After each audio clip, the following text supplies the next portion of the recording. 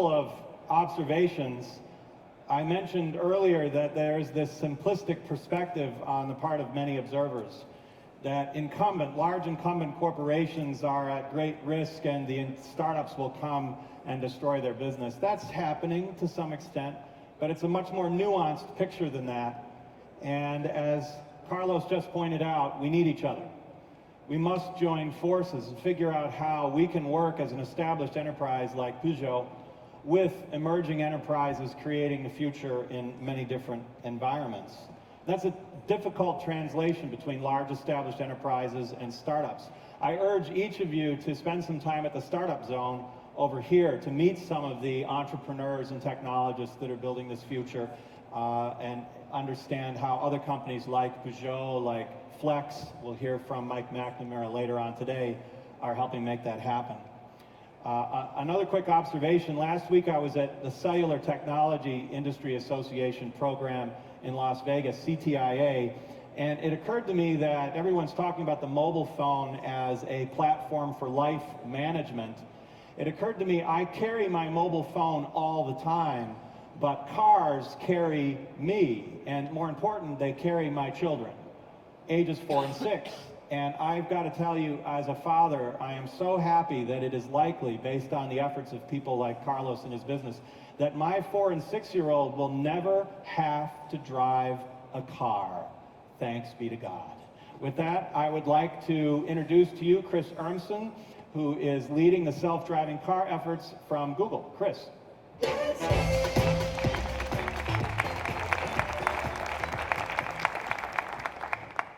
Thank you very much, and it's an incredible privilege to be here. This is the first time I've made it to the Frankfurt Auto Show, and it is just eye-opening to see the technology and capabilities that are on display. So I'm going to talk to you about self-driving cars and the work we've been doing at Google over the last 6.5 years. My team's mission is to improve people's lives by transforming mobility, and that's quick to say, but what does that really mean? Well, part of it has to do with safety. So worldwide, 1.2 million people are killed on the roads every year. That's tremendous. In the US, 33,000 people are killed on the road. And that's the equivalent of a 737 falling out of the sky 5 days a week. It's incredibly tragic. But the only silver lining for me as a technologist is that 94% of those people are killed because of human error. So there's an incredible opportunity to make the world better. Cars are sold today very aspirationally. But in reality, this is what customers see. They're trying to do anything but drive. And the reason why is because traffic is getting worse. In the US, between 1990 and 2010, we increased vehicle miles traveled by 39%, but only added 6% more road lanes. So those of us who live in the Bay Area, it feels like traffic is getting worse every year, and it really, really dramatically is. And all of this has a tremendous human toll. If you take in the US the average commute, which is 50 minutes a day, multiply that by the 120 million workers, that's 6 billion minutes per day wasted in getting from one place to another. If you take that and divide it by the average lifetime in the US, that ends up being 162 lifetimes wasted a day sitting in traffic. So there's an incredible human toll that's paid here. And then, of course, there are people who don't have the privilege of driving. So this is Steve Mann. He was one of the first people outside of Google to get a chance to ride in one of our vehicles. He's an incredibly capable individual. He just happens to be blind. And for him, that means getting to work in the morning is a 2 to 3 hour ordeal instead of a 30 minutes of easy driving. And what's incredible is people like Steve are just looking for the same basic mobility gifts that we all have and take for granted. The day that we gave him the car, the thing he wanted to do was to go get a burrito from Taco Bell. And those of you not familiar with the chain, that's probably not the best burrito you could get, but at least you could get a burrito. So for the last 6.5 years, we've been on a journey trying to learn all we can about what it takes to build mobility into these vehicles. When we kicked off the project, as Thilo said, it was kind of crazy, this idea that there could be self-driving cars, and we internally didn't have enough data to convince ourselves that it was viable. So we set 2 goals.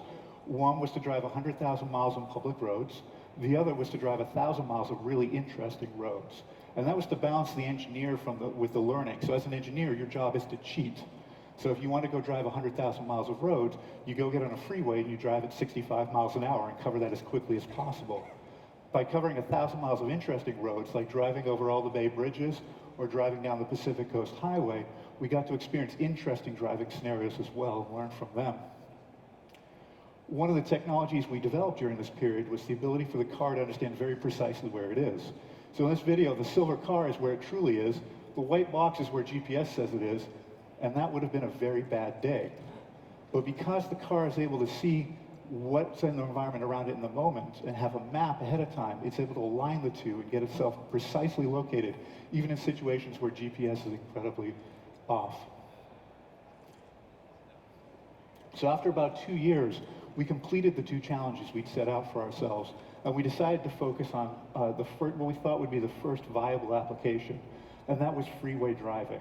And so we turned our focus, we narrowed our scope down, and we tried to get to the point where we could have a car that would drive in a single lane on a freeway, where the driver put it in that lane, press a button, off the car would go. Now at Google, if we're not working on time travel, we're kind of maybe undershooting. And so when we introduced, after 2 years of work, this to some of our employees to try it out, we were really worried that people wouldn't be excited about the technology. Well, what we heard back was an overwhelming, resounding voice of, wow, this is amazing, we want this technology. And so as someone trying to introduce technology into the world, that was incredibly exciting. But because this was done as a user study with about 100 people, we were also able to take the time to see what they were actually doing in the car. And we told these people, this is new, it may not work right, you have to pay attention all the time. And by the way, you're representing Google, so please do. Well, what we saw was that these people would actually, many of them, become incredibly comfortable with the technology before it was ready. We had one person, while the car was driving down the freeway at 60 miles an hour, turn into the back of the car, pull out their laptop, pull out their charging cord, and plug the two together because the battery on their phone was low. And we had somebody else pretend that there was nobody in the car by leaning the seat back as far as they could go. So at this point, we had a choice. We could now try and focus on making sure that the driver was actually doing what they were supposed to be doing in the car and taking away what they wanted to do. Or we could refocus on getting the vehicle to drive everywhere, and in that way get to the point of our mission of transforming mobility and helping people not only get to work in the morning, but people like Steve who couldn't otherwise drive. And so, about 2.5 years ago now, we started to take on the whole driving problem. And if you compare this image to the previous one, you can see it's a much harder problem. In the previous image, everything is moving in the same direction. It's relatively low density here. Traffic lights, railway crossing, cars going everywhere, pedestrians, cyclists, and then somebody decided to design a road like that, which I don't know why, because cars can't actually do that. And so for the last 2 years, we've been focusing on this. As we started to think about the driving technology, we also wanted to learn about the experience of the technology and how it would integrate into the community. And so we decided that we would start to build some prototype vehicles, never with the intention of building many of them, to learn and introduce the technology. We wanted the vehicle to be friendly, so this is why it doesn't really look like a normal car. We wanted to think about safety first, so we built in many layers of protection, starting with the vehicle's ability to interpret and see the world around it, down to things like the front end of this vehicle is made out of foam instead of steel in case something were to go wrong.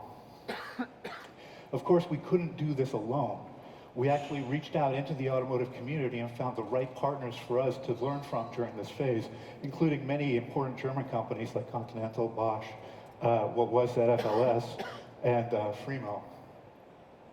And after about 1.5 years, we were able to get to the point where we could take this vehicle, integrate our software smarts, and have it drive around in our test facility in Central California. And this is a video showing the car interacting with some of our test team on our closed site.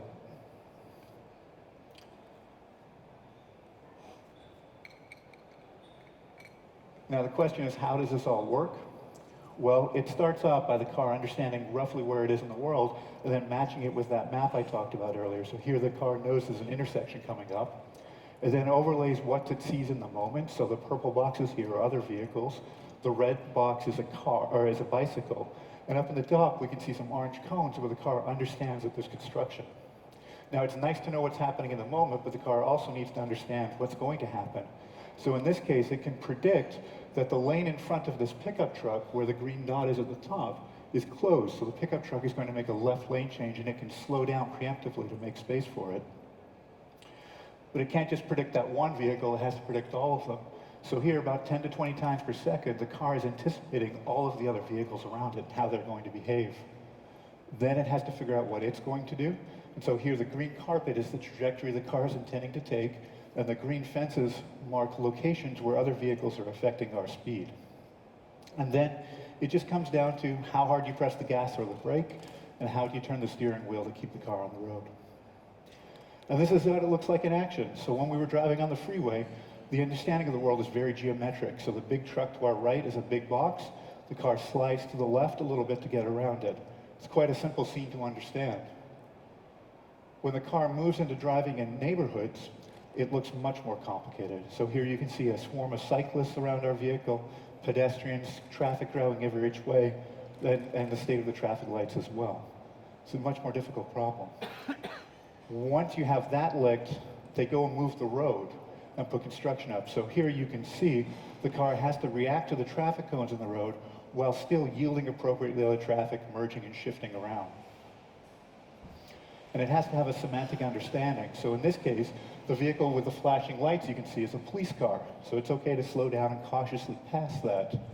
This vehicle instead, though, with flashing lights is a school bus. And you're not allowed to pass that. So the car has to understand the difference between the two. Similarly, here, when a cyclist puts out their arm, that means they're going to make a lane change. And so the car has to preemptively make space for them, even if they do it a couple of times in a row. And we're even working on dealing with people in the road directing traffic and understanding when somebody's saying stop or when they're waving the car through the intersection. To do all this, our cars share information. So the most primitive way we do this is if one car sees a construction zone, it can transmit and tell the next car that there's construction there. And so it can shift relative to be in the right lane to pass it safely. But more interestingly, our cars have seen thousands and thousands of cars on the road, and thousands of pedestrians. And so they understand what a person might look like and what a car might look like, and they can use that to separate them from the background. And because we've seen so many of these things, we understand how they move. So in this case, a pedestrian is likely to continue traveling across a crosswalk. A cyclist can continue traveling down the side of the road and maybe bunch out for a car there. Cyclists going the wrong way down the road are likely to continue doing the same. Cars might make turns, or by picking up on more subtle cues, we can anticipate that they're going to make U-turns and slow down and wait for them. And so because of all the driving our vehicles have done, we do over 10,000 miles of testing every week. We've seen a lot of things, and so the cars know how to react to kind of the normal situations. But sometimes we encounter things we didn't anticipate. And so in this scene, our car comes around a corner, and what you see is a duck with a woman in an electric wheelchair that she is chasing around. Now, I've never seen this happen. In fact, we spent a lot of time dreaming up bizarre things that might happen. I can tell you this was not on the list. It wasn't in the DMV guidelines for how the car should behave. So what the car had to do here was understand that this was an anomalous situation and treat it as such. Stop, let it play out, and then continue on its way. And of course, we don't just get to see ducks, we see birds flying across the road in front of us. We see people on what we call conference bikes. We see little people driving cars. We see people jumping out of trucks. In this case, watch the car to our left become the car to our right. In this case, we're trying to make a lane change. The other vehicle is also trying to make a lane change, and so we have to abort and change direction. Here, a car runs a red light, and we have to yield to it. And in this case, a cyclist gets a late start across an intersection, and our car is able to anticipate that, slow down, or continue stop and wait. And then only in Mountain View kind of thing here, somebody cuts off a self-driving car behind another self-driving car. Now I'm going to take a closer look at that bicycle situation, because those videos I know go by very quickly, but this kind of allows you to break down what's happening moment to moment. So this is the scene where our car is in the rightmost lane. There's 3 vehicles to our left, and across the intersection is the cyclist, and that's that little cyan box up at the left corner there. Now this is the data the car has to work with, so it has a 3D laser system that allows it to see the world. And looking from this perspective, you can't pick out that cyclist, but if I rotate the view, now you can see them. They're kind of that blob right there inside the blue box. And because of how many cyclists we've seen, the car was able to understand that is a cyclist based on both their motion and what they look, the point cloud they can see. Now as we start the scene, the cyclist is slowly starting to enter the intersection. We have a red light, and if you look closely in the bottom left image here, you can see that the cross traffic light has just turned orange or red. And so at this point, the cyclist really shouldn't be going anywhere. And our car figures, based on their speed and the traffic conditions, that cyclist is going to seek refuge at the midpoint of the intersection here. And so it's not too worried about it. But just a moment later, the cyclist is actually accelerated, despite there being a red light. And so now that red path across is our prediction of where that bicyclist is going to go. The car will wait. Unfortunately, the drivers to our left weren't paying the same degree of attention because they had right of way. And so they start rolling forward. And fortunately, everything works out okay. And then the cyclist gives a very dirty look to the people that drove forward on the green light. And then at this point, our car drives off into the distance. So it's really incredibly exciting to look at the possibility that this technology has for saving lives and giving mobility, and eventually helping improve lives within cities. As urbanization increases, the challenges for personal mobility are also increasing because we only have so much space in cities to donate to vehicles. We're very excited moving forward this technology to partner with folks here and around the world to introduce it and provide this next stage of mobility. One of the questions I get asked an awful lot is how soon is the technology coming to market? Well, this is kind of the stock answer I give is first, it's incredibly complicated, so we're not going to put some arbitrary date on it. But these are my 2 boys. My older son is Ethan in the red, and he's 12 as of 2 days ago. And in the US, he can get a driver's license in 4 years. And unlike in Europe, the driver training programs are atrocious. And so my team's objective is to get to the point that we have self-driving cars before he has to get his driver's license. So we'll speed it up just a little bit from your timeline. So thank you very much, and please enjoy the show.